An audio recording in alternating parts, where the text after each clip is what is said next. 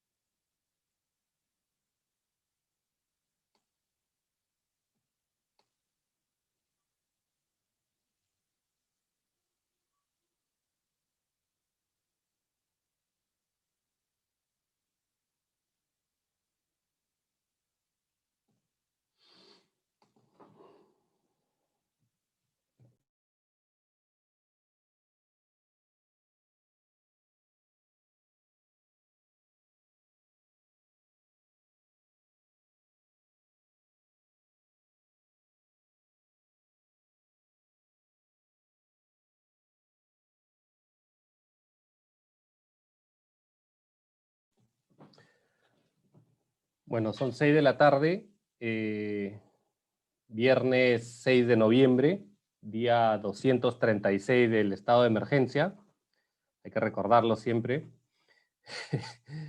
Eh, Agradecerles por estar el día de hoy a estas horas de un día viernes, cuando ya sería en otras circunstancias viernes no laborable o hasta mediodía, ya estarían en la playa, pero bueno.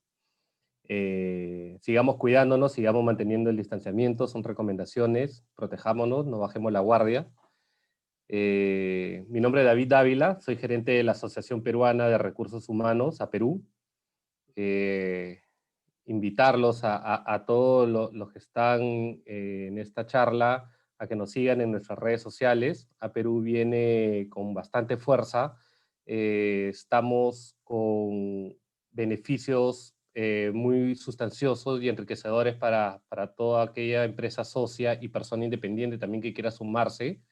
Tal es así que contamos con horas de consultoría gratis en temas de talento, de aprendizaje, de desvinculación laboral, talleres, temas de diversidad e inclusión, eh, en donde sus empresas pues, van a sentirse bastante confortables con estas asesorías. Eh, También comentarles que la Asociación Peruana de Recursos Humanos cuenta con comunidades como la de compensaciones, eh, talento, relaciones laborales, diversidad e inclusión, bienestar social y próximamente tendremos la comunidad de seguridad de salud en el trabajo y empleabilidad. Son espacios en donde nuestras empresas socias y los especialistas que lideran estos temas eh, se integran para poder promover buenas prácticas, fomentar el talento y también poder tener espacio de visibilidad para conversatorios, webinars, talleres. El día de hoy tenemos a Mercer, amigos de la casa, liderado por Gabriel, en donde vamos a mostrar la encuesta de remuneración total Perú 2020. Sin más demora, quiero presentar al equipo. Gabriel Regalado cuenta con más de 20 años desarrollando proyectos de compensaciones, beneficios y gestión del talento en mercados como Colombia, Venezuela, Perú, Ecuador, Panamá, Costa Rica y Guatemala. Cuenta con estudio de Dirección Estratégica de Recursos Humanos en la Escuela de Organización Industrial. Actualmente se desempeña como CEO de Mercer Perú. Y lo acompañan Yuvalena Salas. Cuenta con más de 6 años de experiencia implementando proyectos de recursos humanos. Cuenta con un MBA del EJADE Business School. Además es ingeniero industrial de la Universidad Católica de San Pablo. Y actualmente se desempeña como consultor senior en Mercer Perú y lidera el Club de Innovación y Transformación. También tenemos a Renzo Carpio.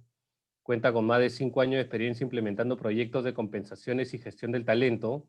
Es máster en Dirección de Personas de la Universidad de Navarra e ingeniero industrial de la Universidad de Piura. Actualmente se desempeña como consultor senior en Mercer Perú y lidera los programas de capacitación Mercer Learning. También tenemos a Alexandra Molina, quien cuenta con más de 2 años de experiencia en consultoría de recursos humanos. Es bachiller en Administración de la Universidad del Pacífico y actualmente lidera la ejecución del estudio de pactos colectivos y la encuesta anual de remuneración total del mercado general de Mercer. Muchísimas gracias a ustedes 4. A los asistentes van a poder hacer sus preguntas, consultas a través de la opción del Q&A, que serán luego abordadas al término de la presentación. Sin más ni menos, los dejo, Gabriel y equipo, para poder avanzar con este espacio. Muchísimas gracias. Gracias, David, y bueno, buenas tardes con todos nuevamente. Muchas gracias por conectarse. Ya estamos llegando a las 100 personas conectadas, así que es un muy buen número para hacer un viernes en la tarde, como decía David. Gracias a Perú por darnos el espacio de poder compartir con ustedes este hallazgo de lo que es la encuesta de remuneraciones que tenemos todos los años. Y yo la verdad voy a hablar bastante poco, porque acá los protagonistas son el equipo de Mercer, quienes durante una buena cantidad de meses estuvieron trabajando incansablemente con nuestros clientes, con nuestros prospectos, levantando información, y acá van a ver el resultado de ese trabajo tan extraordinario que hicieron durante los últimos meses. En principio, comentarles cuál va a ser la agenda que vamos a recorrer. En el caso mío, pues voy a hablar un poquito de Mercer, una visión general a lo que es la encuesta que vamos a revisar, hablar un poco de una edición especial, perdón, que vamos a tener también, porque con todo este tema del COVID, ustedes se imaginarán que los salarios se están moviendo, no como quisiéramos, ¿okay? Pero sí necesitamos tener una mayor frecuencia en cuanto a la data que estamos levantando, y de esa manera, pues, responder de mejor manera a todas las compañías que usualmente nos están pidiendo información. Luego de ello, Renzo nos va a comentar un poco sobre indicadores macroeconómicos en la región y también en Perú, y va a charlar sobre los movimientos salariales que hemos estado viendo, que es un tema bastante importante. Posteriormente a eso, Yuvalena nos va a comentar sobre cómo están los niveles de competitividad en el mercado peruano y cuál es el mix de pagos. Y Alexandra va a cerrar con todo el capítulo de beneficios. Como decía David, preguntas son siempre bienvenidas. Trataremos de abordarlas todas, y las que no podamos hacer, pues simplemente las vamos a tener en cuenta para responder posteriormente. Hablarles un poco de Mercer, para quienes no nos conocen. Somos una empresa multinacional con más de 80 años de historia, y aquí hay algunos datos que son interesantes para que ustedes sepan quiénes son los que están atrás de esta encuesta. Sin embargo, más importante aún es hablar de Mercer Perú. Es una compañía que, bueno, afortunadamente en los últimos 4 años hemos tenido crecimientos importantes, no solamente en la cantidad de clientes, sino también en la cantidad de consultores que están haciendo vida hoy dentro de la firma, razón por la cual nos permite cada vez más tener información relevante para el mercado peruano, ¿no? Adicionalmente a esto, también les quiero compartir un poco algunos temas relacionados con el mercado general, o la visión general de lo que es este estudio, ¿no? Que es el primer capítulo. Y esta primera lámina, yo creo que de alguna manera ratifica lo que mencionaba anteriormente del extraordinario trabajo que se ha venido realizando. En el 2020, como ustedes verán, tuvimos un incremento del 15% de organizaciones participando en esta encuesta. Y muchos dirán, bueno, obviamente al estar en este mare magnum, ¿no? de movimientos, las empresas estaban altamente interesadas en venir a trabajar con temas salariales. Sin embargo, ustedes también sabrán, y son testigos seguramente en sus organizaciones, de la demanda de trabajo que tuvimos durante esos meses, razón por la cual el haber incrementado la cantidad de participantes no hace más que señalarnos que hay confianza de parte del mercado corporativo peruano, y hemos alcanzado casi las 300 organizaciones, y en todos los indicadores hemos podido subir, ¿no? Tenemos ahorita más cantidad de puestos con los cuales compartir con ustedes, casi 100.000 ocupantes, que no es un dato menor, y también empezamos a hacer algunos análisis relacionados a la diversidad e inclusión, en este caso a nivel de lo que es la participación del género femenino. Con respecto a cómo está compuesta la muestra está compuesta, bueno, estas 284 compañías provienen de una serie de industrias que vamos a ver más adelante. Fundamentalmente consumo masivo es una de ellas, industria que está dentro, o consumo masivo está dentro de industria, los servicios no financieros, alta tecnología, ciencia de la vida, etcétera. Y nosotros después lo que hacemos es dividir esto entre compañías que manufacturan, que componen el 57% de la población, un 38% son empresas de servicios y un 5% son servicios financieros, que como ustedes sabrán es un animal distinto, ¿no? Dentro de todo esta lista de participantes. Eso nos hace tener información sumamente relevante de muchísimas industrias y comparaciones de todo tipo que seguramente van a encontrar ustedes muy valiosas. Y como les mencionaba también, vamos a tener una edición especial, que es la lámina siguiente, donde vamos a seguir relevando información relativa al tema en cuestión de los salarios y de los beneficios, y vamos a estar, por supuesto, compartiéndola en el momento que podamos, en el momento que la tengamos, razón para lo cual seguramente a Perú como socio de Mercer nos dará ese espacio y podremos estar compartiendo con ustedes esta información. Por último, y para darle paso a realmente las estrellas de esta ponencia, ¿no? Que son los consultores que hicieron posible esta encuesta durante el año 2020, comentarles los diferentes elementos de compensación que nosotros revisamos en el Perú. Básicamente siempre nos vamos a conseguir con 5, partiendo de lo que es el salario base. Luego vamos a tener un componente que le agregamos algún pago fijo que las compañías realicen. Posteriormente, un tercer componente, que es la compensación total en efectivo, que suma todos los incentivos de corto plazo. Eso quiere decir comisiones de ventas, bonificaciones variables por desempeño, todo, cualquier pago anual variable que se realice en una compañía.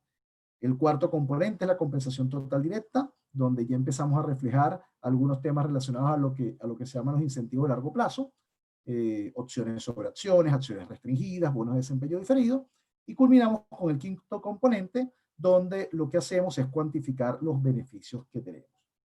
Dicho esto, y ya para darle el pase a Renzo, son los elementos que nosotros tomamos en cuenta, las industrias que tomamos en cuenta en este estudio. Así que bueno, adelante Renzo con el resto de la información. Gracias, Gabo. Efectivamente, como mencionó Gabriel al principio, primero vamos a hablarles un poco de los resultados macroeconómicos, que evidentemente esta información no es propia de Mercer, sacamos de fuentes externas, que son los especialistas en estos temas. Y probablemente ya saben que Perú dentro de América Latina es el país más afectado con el PBI proyectado para fin de año, con un menos 12%. De hecho, hay que considerar de que este año ha sido bastante especial y estas proyecciones realmente no sabemos si van a ser tan acertadas. Probablemente sí nos da un indicio muy importante de cómo vamos a cerrar el año, pero a lo mejor este menos 12 se puede mover y yo estoy casi seguro que se va a mover. Luego vemos países como Brasil y México, que son los más afectados luego de nosotros, y Colombia, Chile, que en temas de PBI han sufrido o están sufriendo aproximadamente un menos 5% negativo. Y viendo un poco del lado del mundo, América Latina es la región más afectada con el PBI más bajo por esta pandemia, pero tenemos otras regiones como por ejemplo en Asia, donde el PBI proyectado está siendo positivo. Entonces, digamos que sí es un golpe bastante fuerte y sobre todo para nosotros como país. En niveles de desempleo no sucede lo mismo.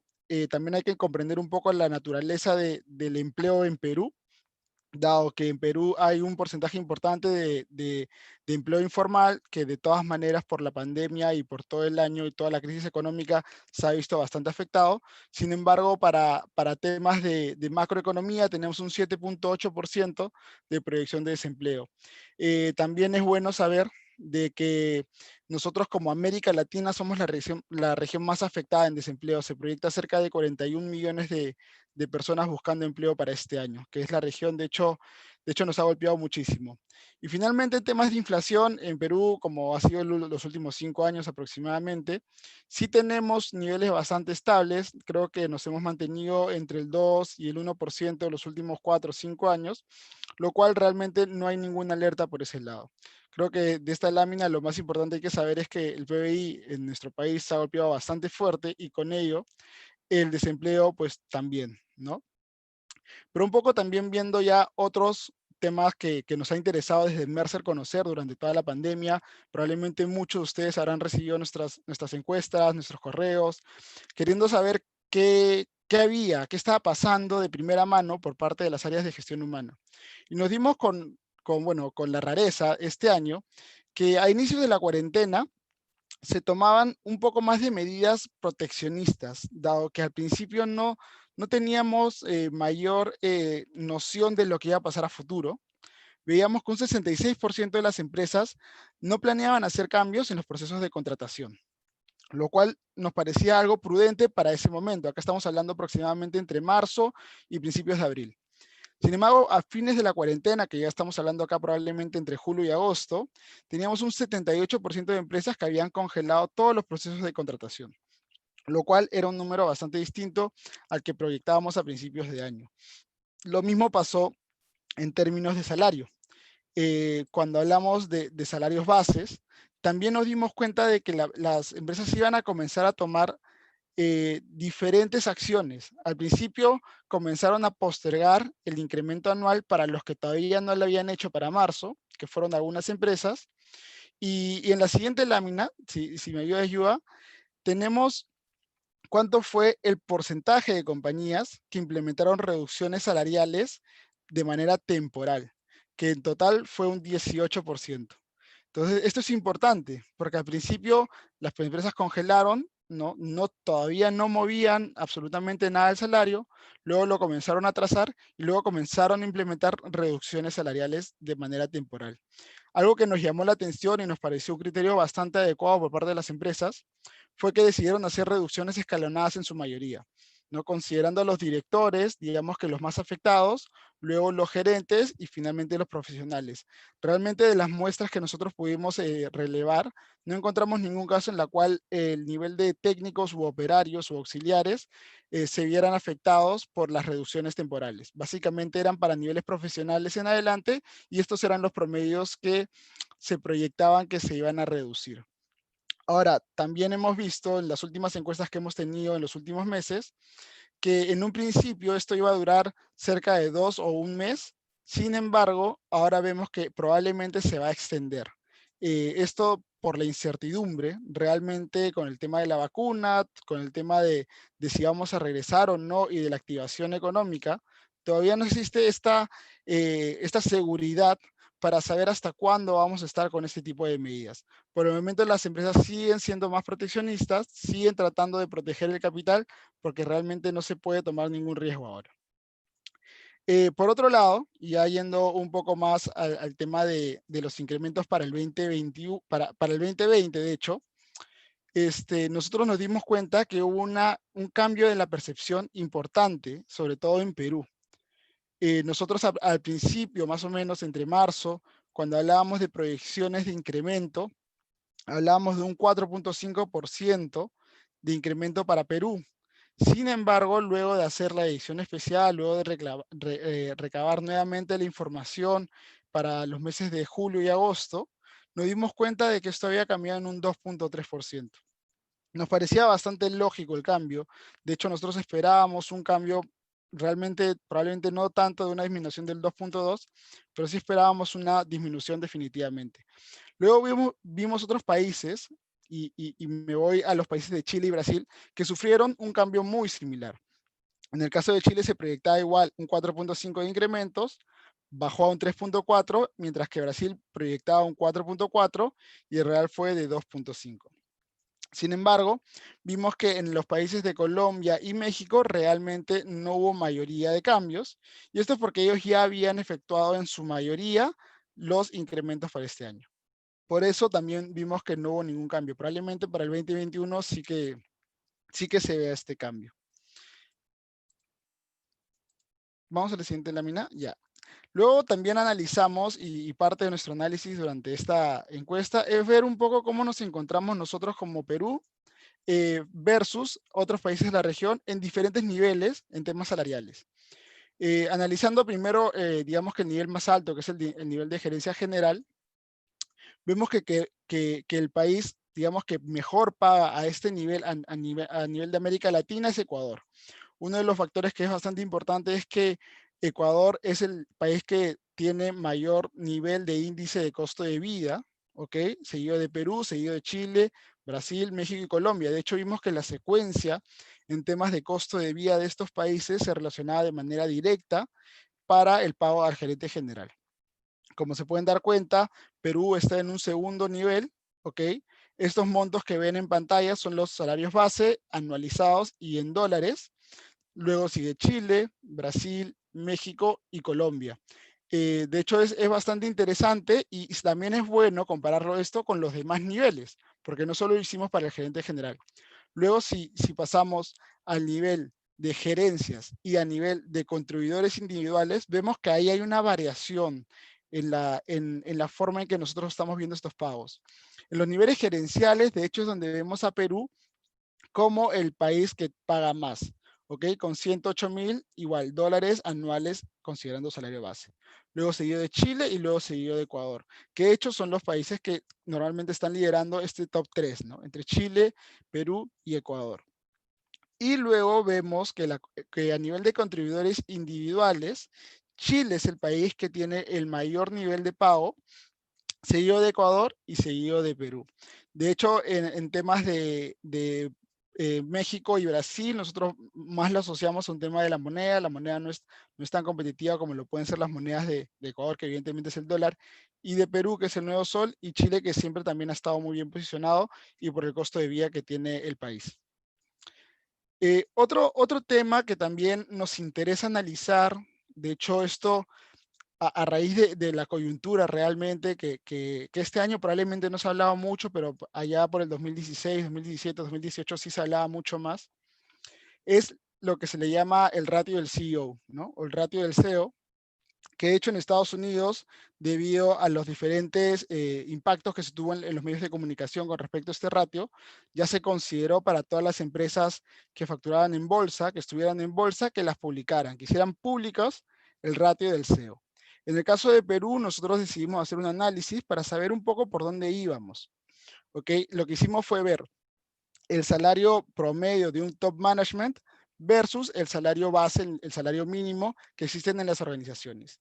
Y para el caso de Perú, vimos que este ratio es de 30. Significa de que el nivel mínimo versus el top management de una empresa en Perú es de 30 veces más en cuanto al salario base anual. Vemos luego países como Colombia, que este ratio está en 26. En Chile este ratio está en 24 y en Argentina es el país donde vemos el ratio menor, que es de 10, y de hecho es muy similar al del 2009. En todos los demás casos vemos que ha subido este ratio. Ahora, acá surge la pregunta, ¿no, Renzo? ¿Y este ratio para qué me sirve? ¿Cómo lo utilizo? Realmente es un ratio que a nosotros nos da ciertas luces, ¿ok? De la diferenciación que puede haber entre el puesto más bajo de la organización hasta el tope. En sí, hoy por hoy todavía no se ha tomado ningún tipo de medida legal, ni mucho menos en Perú. Como les decía, en Estados Unidos ya se está considerando, o mejor dicho, están pidiendo que sean públicos estos ratios. Aún no se toma tampoco ninguna medida, pero es probable que en algún tiempo, nosotros no sabemos, pero probablemente sí que se pueda gestionar, sí que se busque medir en cierto punto para tal vez no desbordarlo como tal.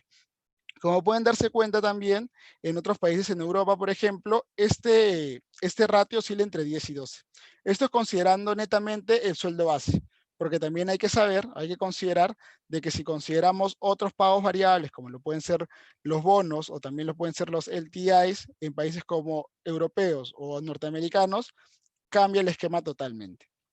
Y por último, otro punto súper importante que nos gusta mucho analizar, algo de lo que mencionó Gabo también al inicio, es acerca de cómo vamos en temas de género y cómo estamos frente a los demás países. Nos damos cuenta de que en Perú aún sigue habiendo una brecha de género importante. A nivel ejecutivo vemos una diferencia del 10% entre el salario promedio de un hombre y una mujer, que es 1% menos de lo que fue el año pasado. El año pasado fue 11%. A nivel gerencial vemos un 8% de diferencia y en este nivel sí hemos visto un incremento del 4%. Y en profesionales nos mantenemos al mismo nivel que el año pasado, que es una diferencia del 4%. En todas las diferencias, evidentemente positivo para el género masculino. En el caso de Colombia, que de hecho es uno de los casos que se ha tocado en algunos foros internacionales que están tomando medidas públicas para poder cada vez disminuir esta brecha, vemos que a nivel ejecutivo es un 8% y se ha reducido un 2% con respecto al año pasado, lo cual es un porcentaje relativamente bajo, pero de hecho es bastante importante. Con respecto al nivel gerencial, vemos que es un 4%, se ha reducido 6 puntos porcentuales con respecto al año pasado. Es una medida bastante importante porque se ha reducido a un punto en el cual ya la diferencia es 4%, es bastante baja. Con respecto al nivel profesional, igualmente es un 4%, se ha reducido un 2% con respecto al año pasado. Y en Chile tenemos a nivel ejecutivo una diferencia del 10%, un nivel gerencial del 3% y a nivel profesional un 1%. De hecho, estos son más o menos los datos crudos que tenemos en base a la diferencia de género. Hay que tener en cuenta de que realmente el espíritu de la ley va más allá de solo el salario base, no solo se trata de ver este ratio y ya. Creemos de que el sentido de esta ley y el sentido en sí de poder buscar la equidad va también en el hecho de dar las oportunidades adecuadas, en el hecho de ser totalmente responsables y también darles la plena libertad a las personas que tengan las capacidades para llegar, digamos que al punto que profesionalmente se deseen, ¿no? Y esto es con respecto a temas de salario base. Ahora Yuva les va a hablar un poco más de el mix de pago variable. Hola, ¿qué tal? Efectivamente, como dice Renzo, yo les voy a comentar más sobre las variaciones salariales, el mix de pagos y qué es lo que está sucediendo en el mercado con los incentivos. Si vemos la variación con respecto al año anterior, con respecto al año 2019, podemos ver que hay una variación positiva, salvo en el nivel profesional. Esto se puede deber a que muchas empresas han llevado a cabo reestructuraciones por temas de transformación organizacional en estos niveles y que pueden estar impactando básicamente este nivel. Otro punto es que hay mucha oferta de talento externo que en estos niveles profesionales tiene muy poco nivel de negociación. Entonces, en cuanto a crecimiento en general de la variación, podemos ver que está alineado al crecimiento promedio del mercado, que es de 2.3%. Ahora, si hacemos un análisis del sueldo mínimo versus el sueldo promedio de cada uno de los niveles profesionales, podemos ver que hay ciertas diferencias. De hecho, en nuestra encuesta, es bueno comentarlo también, nuestra encuesta toma en cuenta empresas de diferentes tamaños. Eso nos permite tener una muestra heterogénea que nos permite representar la realidad del mercado peruano. Es así que, como pueden ver, un nivel profesional podría estar ganando en promedio 5.000 soles, un líder de equipo que es en relación un jefe de equipo podría ser también, está ganando en promedio 9.500, un nivel gerente podría estar ganando 21.000, en promedio, un director 46.000 y un gerente general 60.000. Pero si analizamos, si nos fijamos en el sueldo mínimo, podemos darnos cuenta, por ejemplo, que un nivel director podría estar ganando 14.000 soles, que es un poquito más alto que un líder de equipo. Otro hallazgo importante en este análisis es que en nivel profesional, o sea, en nivel contribuidores individuales, las empresas aún siguen pagando el sueldo mínimo en estos niveles. Ahora, si analizamos la competitividad, podemos darnos cuenta en el siguiente gráfico que en áreas de innovación, el nivel de competitividad, tanto de los niveles de directores y gerentes, es muy por debajo que las demás áreas. Esto se debe a que en estas áreas son nuevas y las empresas hoy en día buscan brindar oportunidades a profesionales de menor nivel, dándoles estos nuevos roles. Esto implica que ellos tengan que tener una nivelación salarial. Y no me van a dejar mentir, como muchos de ustedes saben, por políticas internas esas nivelaciones salariales toman tiempo. Entonces, no es que este nivel de competitividad se vea rápidamente reflejada en esta encuesta. Posiblemente en la encuesta del próximo año vamos a ver un mayor crecimiento en este nivel de competitividad. Lo que, como pueden ver, no sucede en las demás áreas, donde los profesionales tienen un crecimiento salarial de varios años en el mismo puesto, para esos niveles de directores y gerentes.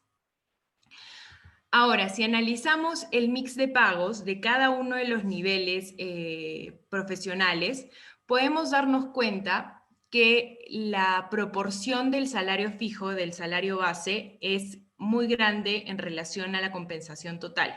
Como pueden ver en azul, el salario base representa más del 60% de la compensación total.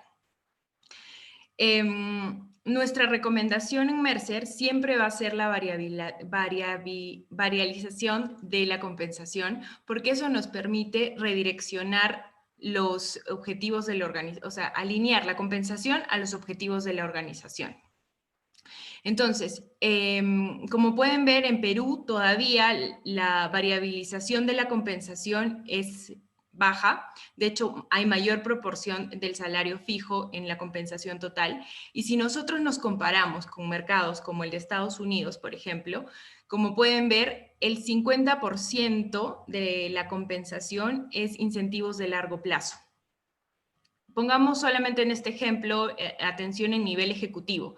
En Perú, en niveles ejecutivos representan en promedio el 5%, mientras que en Estados Unidos aproximadamente el 50%. Si somos más curiosos aún y revisamos los proxies de empresas americanas, y no solamente el nivel ejecutivo, sino a nivel gerencial, podemos darnos cuenta que el incentivo de largo plazo es en promedio de 40% a más. Y que en Perú todavía tenemos que trabajar mucho en eso, porque en promedio, como pueden ver, es 5%. Ahora, de hecho en Latinoamérica ya se vienen haciendo esfuerzos en variabilizar la compensación, tomando en cuenta el incentivo de largo plazo.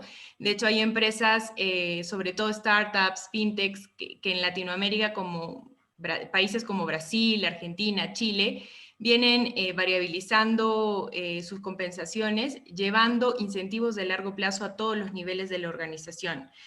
Obviamente en diversas proporciones, pero ya este incentivo está en todos los niveles de la organización. Esto responde a que mercados competitivos requieren recompensas competitivas que estén alineados a los objetivos de los negocios. Ahora, si nos vamos a hacer un zoom a los incentivos de corto plazo, ya dejando de lado un ratito los incentivos de largo plazo, vemos que los incentivos de corto plazo en Perú están compuestos por el bono de desempeño y las utilidades. Como pueden ver, en niveles profesionales y paraprofesionales, es decir, los niveles más bajos, el porcentaje de utilidades es bastante elevado en relación al incentivo de corto plazo. ¿Esto qué puede traer o qué consecuencias puede traer más adelante? Puede verse el próximo año estos niveles muy impactados por la reducción de estas utilidades dada la pandemia, dada la crisis que estamos viviendo. Ahora, si hablamos sobre el comportamiento de los incentivos de corto plazo, como pueden ver, el incentivo de corto plazo real es inferior al target, es decir, lo que no hemos llegado o que no se ha llegado a cumplir los objetivos. Esto tiene que ver por la situación país, por la incertidumbre que ha podido impactar en la inversión privada. Ahora, si es que algo podemos adelantar sobre lo que viene sucediendo en las empresas, es que nosotros durante la pandemia hemos hecho varias encuestas spot que complementan la información que les estamos proporcionando aquí sobre nuestra encuesta TRS 2020. Y de hecho, el 26% de las organizaciones está considerando ajustar la política de bono variable para el desempeño anual 2020. Este porcentaje se ha quedado corto, de hecho, hoy en día debe estar en un 50%, porque muchas empresas están tomando acción sobre los incentivos de corto plazo para mitigar el impacto de la crisis y de la pandemia, ¿no? Ahora, si analizamos los incentivos de corto plazo comparándolos con el desempeño del año anterior, podemos darnos cuenta que ha habido un crecimiento moderado. El incentivo de corto plazo real del 2019 versus el incentivo de corto plazo real de este año, podemos ver que ha habido un crecimiento. Pero este crecimiento ha sido moderado y, como les mostré en la lámina anterior, no se ha llegado a cumplir los objetivos. Es decir, no ha llegado a ser igual al target. Ahora, si analizamos los incentivos de ventas, como pueden ver, tanto las comisiones como las ventas siguen el mismo comportamiento que los incentivos de corto plazo. No se ha llegado a los objetivos, es decir, el incentivo real no ha sido igual al incentivo target. Pero aquí hay un punto más importante que tocar, es que Como pueden ver en el mix de compensaciones, esto les impacta aún más a los ejecutivos de ventas o a las áreas que reciben las comisiones por ventas. Como pueden ver en el gráfico de la derecha, en el mix de compensaciones, la parte variable es aún más grande en estas áreas. Es así que durante la pandemia las empresas han llegado a subvencionar las comisiones de sus colaboradores. En promedio se ha tomado en cuenta las comisiones de los últimos 4 meses para poder hacer esta subvención. Ahora, definitivamente las organizaciones están considerando o están ajustando su política de incentivo de ventas debido a esta pandemia. Ahora, si hablamos del incentivo a largo plazo, podemos ver que es una práctica que sigue creciendo. De hecho, este año nuestra encuesta nos reporta que el 26% de las empresas otorgan incentivos de largo plazo. Esto es un incentivo que va muy enfocado a los directores todavía, pero ya vemos que el 9% de empresas ya lo está aplicando hacia niveles de gerencias. Y el vehículo más utilizado sobre estos incentivos son las acciones restringidas. Aquí también en incentivos de largo plazo podemos ver que las organizaciones están implementando o están considerando implementar cambios en sus políticas de incentivos de largo plazo en respuesta a esta pandemia. Ahora le doy el pase a Alexandra para que nos comente sobre los beneficios. Gracias, Liva. Bueno, nosotros como parte de la encuesta salarial también recopilamos información de beneficios. Y en este slide les vamos a mostrar los principales, que son aquellos que tienen mayor prevalencia en nuestro mercado. Hace 5 años, los beneficios que tenían mayor relevancia eran aquellos que podían ser valorizados o cuantificados y que podían significar un ahorro o beneficio en términos monetarios para los trabajadores, como por ejemplo lo es el plan médico, que como vemos es un beneficio ya business as usual, que ya es brindado por casi el 100% de las compañías. Sin embargo, vemos que en los últimos años, beneficios como el horario flexible, el cual incluye horario de verano o flexibilidad de horario de entrada y salida, el home office y la ayuda adicional para mamás han crecido significativamente en prevalencia y son difícilmente cuantificables en términos monetarios. Vemos que esa ayuda de maternidad adicional ha crecido entre el 2018 y el 2020 en 8%, el home office en 13%, y por último lo que es el horario flexible en 18%. Yuba, ¿me ayudas con la siguiente, por favor? Y como se mencionó al comienzo de la presentación, dado el acontecimiento de la pandemia, para este año se identificó la necesidad de armar un reporte complementario, que es el Special Edition, a la TRS para recabar información sobre las decisiones que las empresas estaban adoptando en este contexto. Más aún, acerca de estos beneficios que hace un rato les comenté, que se vieron forzados a, de una u otra forma, sí o sí aplicarlos, ya sea de manera total a toda la compañía o de forma parcial. En cuanto a los acuerdos de trabajo remoto, 61% de las compañías lo hicieron reaccionando a la pandemia y 26% ya lo tenía previamente como política. Precisamente ante esta nueva forma de trabajo es que surgieron bastantes preocupaciones, ¿no?, respecto a la productividad de los colaboradores, puesto que no había una cultura de trabajo remoto y la curva de aceptación, o mejor dicho, de adaptación, tenía que acortarse para seguir manteniendo los negocios a flote en un contexto que de por sí ya era complicado. Sin embargo, y sorprendentemente, uno de cada 5 empresas revela que ha notado un crecimiento en el nivel de productividad y uno de cada 2 que no ha notado ningún cambio. Es decir, que se ha mantenido ese nivel de productividad, lo cual es bastante positivo, ya que con esto rompemos los paradigmas o la forma de pensar previa que se tenía de que si yo no te estoy viendo trabajar en la oficina, muy seguro no estás trabajando como deberías. Y esa falta de confianza o inquietud de manejar equipos estando a distancia. Como herramientas de apoyo o facilidades al colaborador en respuesta, la anterior, por favor. En respuesta a esta nueva forma de trabajo, el top 5 es el siguiente y yo me voy a enfocar, voy a hablar de 3 de ellos. En primer lugar está el otorgamiento del laptop, que podría sonar muy obvio, pero sabemos que a inicios de la pandemia muchas compañías solicitaron a sus colaboradores trabajar con sus ordenadores personales. Y con el paso de los meses se han ido adaptando y priorizando que cada uno de ellos cuente con esta herramienta como mínimo. En tercer lugar, encontramos que las empresas están facilitando el acceso a los muebles de oficina, ya sea mediante algún tipo de convenio con alguna empresa para acceder a descuentos o también mediante el traslado de los muebles del sitio de trabajo a sus hogares.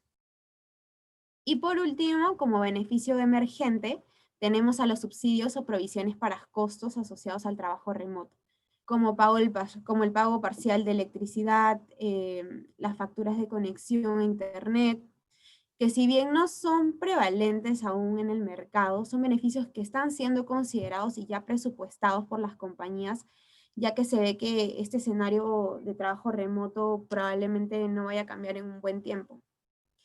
Ahora, si bien yo les he estado comentando acerca de estos acuerdos de trabajo remoto como una respuesta a un acontecimiento, que en este caso es la pandemia, 2 de cada 5 empresas prevén mantenerlo como política de forma indeterminada, principalmente en las áreas de administración, recursos humanos, compras, contabilidad y legal, las cuales son áreas que pueden continuar realizando sus funciones en su mayoría desde sus casas, sin tener que impactar en sus resultados ni en sus responsabilidades. ¿Ok? Además de los acuerdos de trabajo remoto implementados, en la siguiente lámina vamos a ver que 70% de las empresas también han realizado acuerdos de trabajo flexible, ante la necesidad de mantener un equilibrio entre la vida laboral y personal de sus colaboradores, dado que ahora muchos de ellos tenían que velar por el cuidado de sus hijos en casa, y en algunos casos también de sus padres de familia, ¿no? Todo esto mientras que realizaban sus labores o sus actividades laborales con normalidad. Dentro de los tipos de acuerdo de trabajo flexible que se ofrecieron, el principal fue el de flexibilidad del inicio del día laboral. De esta forma, los colaboradores tenían la oportunidad para comenzar a trabajar entre las 7 y las 10 de la mañana sin dejar de cumplir con su jornada diaria efectiva, ¿no? De 8 horas. Y esto fue aplicado más o menos por 80% de las compañías que participaron de este Special Edition. Además de eso, los colaboradores también tienen la alternativa de elegir si desean trabajar desde la casa o comenzar a ir a las oficinas siempre y cuando sigan con el protocolo determinado. Y ya como beneficios menos comunes tenemos lo que es el trabajo parcial y la semana laboral comprimida, que usualmente suele terminar un jueves para tomar el viernes como un día de libre disposición por los colaboradores. Ahora, en cuanto a temas de beneficios asociados a bienestar, en la siguiente lámina vemos que 24% de las empresas están implementando lo que son las ferias virtuales de bienestar, que abarcan la realización de videoconferencias de educación sanitaria e incluso la atención con profesionales de la salud a distancia de forma virtual. Además de ello, 30% de las compañías han tomado un especial enfoque en realizar nuevos programas específicos del cuidado de la salud mental ante la identificación de la falta del equilibrio vida-trabajo en los colaboradores que les comenté hace un rato, que conlleva en muchos casos al burnout o agotamiento y estrés, lo cual eventualmente iba a impactar en el cumplimiento de los objetivos de la persona en sí, pero también en la experiencia que ésta se está llevando dentro de la compañía, lo cual también es muy importante. Ya para cerrar, comentarles que, como hemos visto en los slides anteriores, las compañías ya no solo se enfocan en brindar un paquete de compensación y beneficios monetizables, sino que también han ido cobrando una mayor relevancia otros beneficios e iniciativas de las compañías más relacionadas al bienestar de los colaboradores y sus familias. Así también como otras iniciativas ya más relacionadas a lo que es el aspecto de carrera, las oportunidades de crecimiento y desarrollo, siempre para asegurar y velar porque el colaborador tenga una experiencia en la compañía diferenciadora, que finalmente puede ser un disparador o un determinante para la atracción o retención del talento clave en la compañía. Bueno, ahora quisiera como agradecerles a todos la participación. Sé que muchos de ustedes pueden tener ahora preguntas acerca de lo que hemos presentado y hemos separado un espacio para poder justamente resolver sus consultas. Aquí estaremos nosotros 4 prestos a ayudarlos. Muchas gracias. Gracias al equipo Mercer, en realidad por la presentación que han tenido. Hay una consulta-pregunta, ¿no? Dice, sabemos que impactan los incrementos salariales en convenios colectivos vigentes y o negociaciones en curso. ¿Cuál sería una alternativa para que los sindicatos comprendan este contexto, aún teniendo operativa la empresa, pero en un escenario incierto? Si puedo sumar algo, David, y los chicos me complementan, la respuesta más certera es educación, ¿no? Nosotros lo que estamos viendo es que aquellas compañías que han logrado salir o han sorteado esta ola de una mejor manera son aquellas compañías que han estado en un constante proceso educativo para no solamente sus empleados a nivel gerencial o profesional, sino también sus empleados a nivel operativo, explicando cuáles son los impactos que están teniendo este tema pandémico en las finanzas de las compañías. También otra de las cosas que vemos es que la mayoría de las compañías que han salido también fortalecidas o que están saliendo fortalecidas de esta situación son aquellas que han puesto en primer lugar la protección de los puestos de trabajo. Entonces, el hecho de yo poder explicar que no llevar un incremento salarial en el corto plazo implicaría la protección del puesto de trabajo para mayor cantidad de personas, creo que es un elemento sumamente poderoso para la negociación. Claramente, para que esto se lleve a cabo, tenemos que tener la credibilidad por parte del sindicato, o sea, la credibilidad en la compañía, de la compañía por parte del sindicato, y tendremos que tener argumentos muy sólidos para poder explicarles a ellos cuáles son esos impactos financieros. Eso al menos ha sido lo que yo he estado viendo en algunas compañías.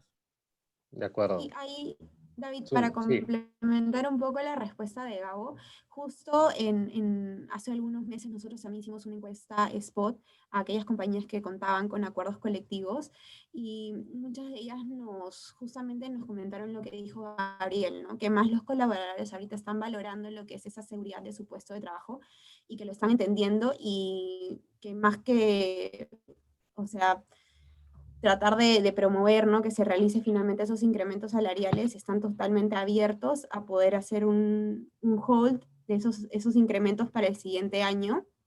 Y esto también argumentándolo con que esa es la práctica que varios acuerdos colectivos o varios sindicatos están tomando en el mercado, ¿no? No es que solamente sea una medida de una sola empresa, sino que es algo que es común ahorita, dado el contexto. Bueno, no hay consultas. Parece que ha estado bastante... Hay una más, David. Israel nos ha estado preguntando, yo cometí un error ahí, nos habla del cuadro que decía competitividad por nivel y función, que no logró comprenderlo bien. Yo creo, Yuba, que ese cuadro lo presentaste tú. Si podríamos volver sobre él y explicarlo para Israel. Sí, dale, buenísimo, Gabo. Ahí. ¿Pero me repites la pregunta? No, el tema por nivel y función, cómo funcionan los porcentajes. Ok, aquí en este gráfico estamos viendo la competitividad de los niveles que son directores, gerentes, líderes de equipo y contribuidores individuales en relación a las diferentes áreas de una compañía. Lo que mencionaba aquí es que comparando todas las áreas y todos los niveles, podemos ver resaltado en rojo en innovación en los niveles de directores y gerentes, donde el nivel de competitividad, es decir, la relación entre lo que ganan estos niveles con relación a lo que ganan esos mismos niveles en el mercado, pero en otras áreas, esta competitividad es baja, es menor al 85%. Entonces eso quiere decir que posiblemente en estos niveles estos puestos ganen por debajo del mercado, pero la explicación a la que les estaba comentando hace un momento es que como es un área nueva, las áreas de innovación son nuevas, son posiciones que se les da la oportunidad a niveles profesionales inferiores para que puedan tomar esta responsabilidad y es así que en algunos años o en algunos meses, según las políticas internas de incremento de cada organización, lleguen a nivelarse esos salarios. No sé si con eso respondí la pregunta. Si no, igual cualquier cosa me puedes volver a preguntar. Algo que no quedó claro, quizás. Gracias, Yuba. Por ahí también preguntan si podemos ir a la diapositiva donde se muestra la variación salarial 2019-2020, creo que fue al inicio y lo estaba explicando Renzo, sobre los datos, ¿son sueldo base o cuál es la composición remunerativa de dicha diapositiva? Preguntan. Creo que se referían, bueno, tenemos varias diapositivas que comparamos 2019 versus 2020. Esta que está mostrando Yuba, bueno, este no es un comparativo con el 2019, creo que hace referencia a la primera diapo que mostraste, Yuba, y creo que sí es sueldo base. Creo que se refiere a esa. Esta diapositiva, sí, efectivamente, Sí. es sueldo base y es la variación salarial con respecto al año pasado. Sueldo base en todos los niveles, por niveles de carrera. Ok. En el caso de las empresas que han tomado como medida la reducción salarial, ¿cuál es la alternativa que mayormente tomarán para equiparar los ingresos antes de la pandemia? Ante la pandemia debe ser. Ya, ¿puedes repetir de nuevo esa pregunta, David? Que justo la estaba buscando pero no la encontré. Sí, de Marielsi Pérez. Ujú. En el caso de las empresas que han tomado como medida la reducción salarial, ¿cuál es la alternativa que mayormente tomarán para equiparar los ingresos antes de la pandemia? Claro, lo que pasa es que estas reducciones salariales lo que hemos visto es que han sido pactadas por un plazo determinado, ¿no? Entonces, lo que se ha buscado hacer es que por un tiempo determinado, que puede ser un mes, 2 meses, y lo que estamos viendo ahora es que están comenzando a retomar o tratar de ampliar estos plazos, es firmar un convenio para que por por ese tiempo se corte el salario por un 20%, por decirlo así. Si yo gano 1.000, que es un ejemplo, ahora ganaría 800 por 2 meses y luego ya recuperaría, digamos que el salario normal. Lo que no se está haciendo es devolver ese digamos que entre comillas, perdido durante esos 2 meses, porque realmente este es un pacto que se utiliza o es un convenio que se está utilizando como salvavidas previo a tomar una decisión que pueda ser más perjudicial, ¿no? Aquí un poco lo que decía Gabo también es que las empresas conforme ven, digamos que la situación se pone más crítica o más complicada, las medidas que están tomando es para evitar algo que pueda ser incluso peor, como pueden ser despidos, reducciones ya de personal, ¿no? Entonces este tipo de reducciones salariales se están tomando como temporales y básicamente en base al sueldo que tienes actualmente por cierto tiempo y nada más.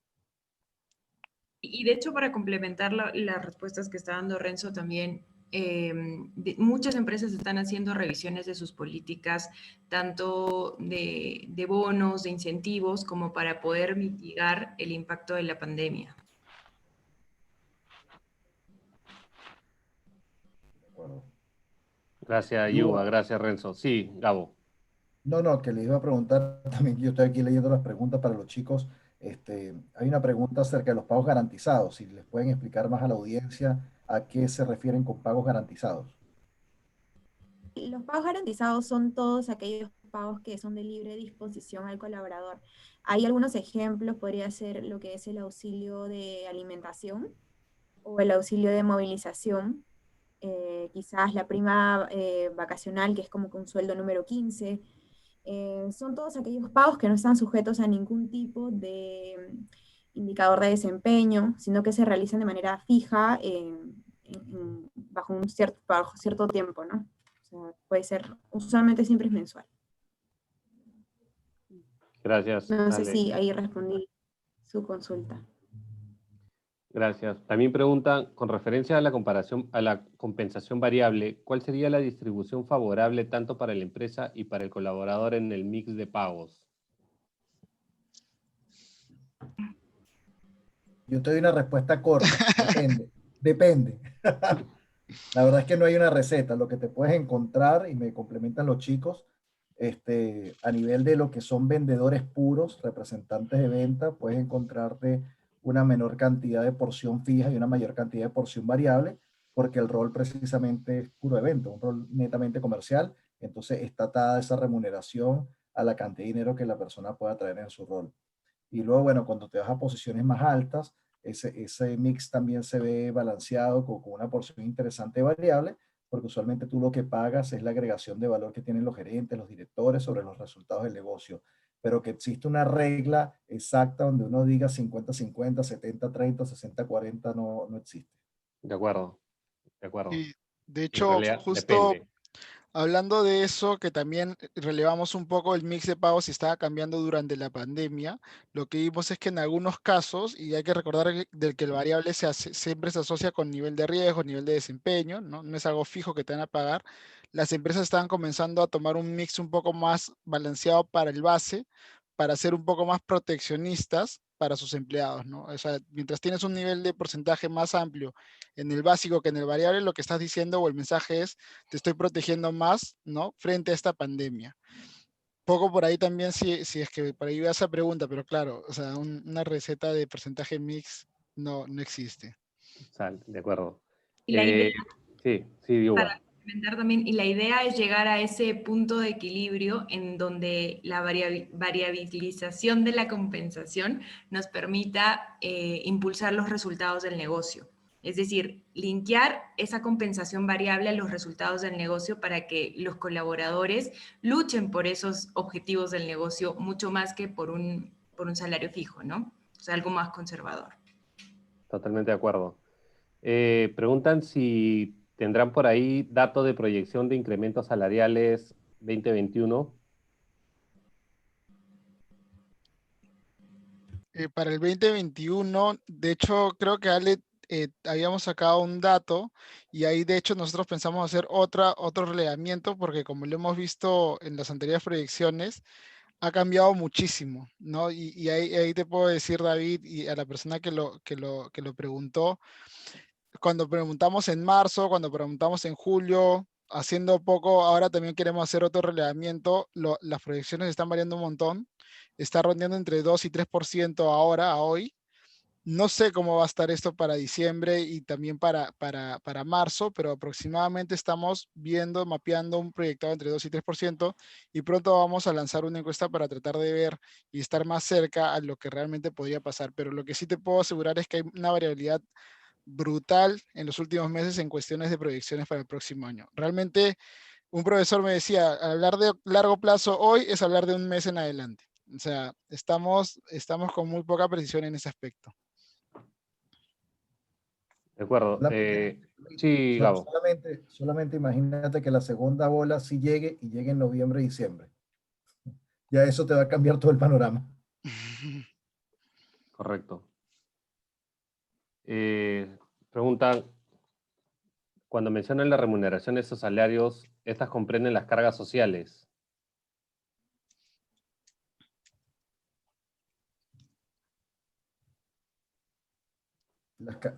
A ver, los salarios están expresados en montos brutos, no en montos Correcto. netos. Esa es la respuesta corta. Correcto.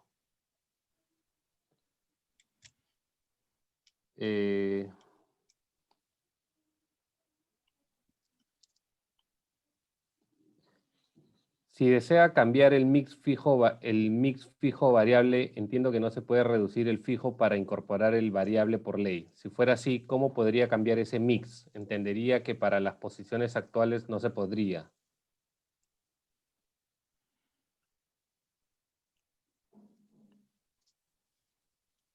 Ahí va yo. Bueno, sí, claro, evidentemente no puedes cambiar. Ahí, claro, tendrías que reducir el fijo, o sea, el porcentaje de fijo aumentando el variable como nominal y así el porcentaje de fijo baja. No podrías reducir ahora el... De hecho, yo no recomendaría ese tipo de estrategia hoy, justo por lo que hablábamos, en el sentido de que creo que hoy están valorando más estas posiciones de ventas o las posiciones que tienen un componente de variable importante, el hecho de que el fijo pese más, porque es cada vez más complicado llegar a las metas. De hecho, al principio de la pandemia, y esto es un poco de otro estudio que sacamos, en promedio las empresas cubrieron hasta los 3 primeros meses de lo que eran comisiones, máximo. Luego ya no.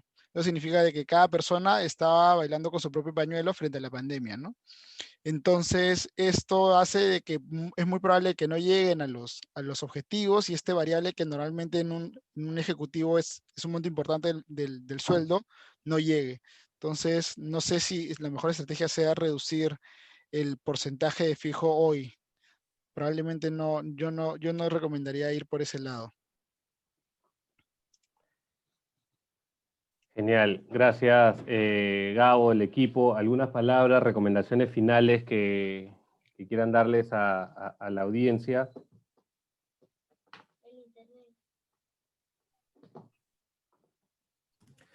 Bueno, no, que se mantengan siempre monitoreando el mercado. Nosotros estamos siempre generando mucho capital intelectual. El equipo está muy activo con la mayoría de los actores importantes del mercado peruano, pero este es un momento donde tenemos que estar muy, muy cerca de los datos. Lo mencionó Renzo, lo mencionó Yuba. Se está moviendo muy rápido. El largo plazo es muy corto hoy en día, razón por la cual ese monitoreo es importante. Eh, Eso sería, yo creo que la principal recomendación. Y no sé, Renzo, Yubas o Ale, si quieren dar alguna adicional. Bueno, estaba justo leyendo las preguntas que habían, pero sí, efectivamente, yo creo que todos estamos con mucha incertidumbre, y lo que a mí, una de las cosas que me ha alegrado un poco más de la pandemia, por decirlo así, es que hemos visto bastante creatividad en muchos aspectos, ¿no? Tanto beneficios como algunos movimientos salariales, y lo cual es bastante interesante porque ese tipo de crisis, lamentablemente, pero nos lleva a tomar soluciones que no tomábamos nunca, y las áreas de gestión humana hoy por hoy han estado muy movidas, tratando de solucionar problemas muy complejos, y eso realmente creo que es un plus, ¿no? De cara al significado que tenemos dentro de las organizaciones y lo importante que es nuestro rol.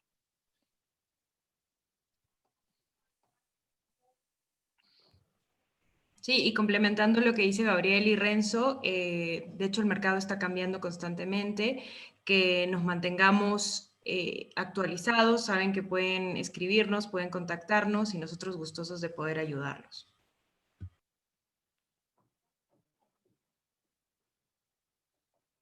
Gracias Gabriel, Renzo, Yuba, Ale, por este espacio, por mostrar estos resultados, dada la coyuntura en la que estamos, y esperemos que pase pronto. Fomentemos el tema de reactivación de empleos, fomentemos las buenas prácticas, y de la mano de estudios como esto, yo creo que los resultados se pueden dar.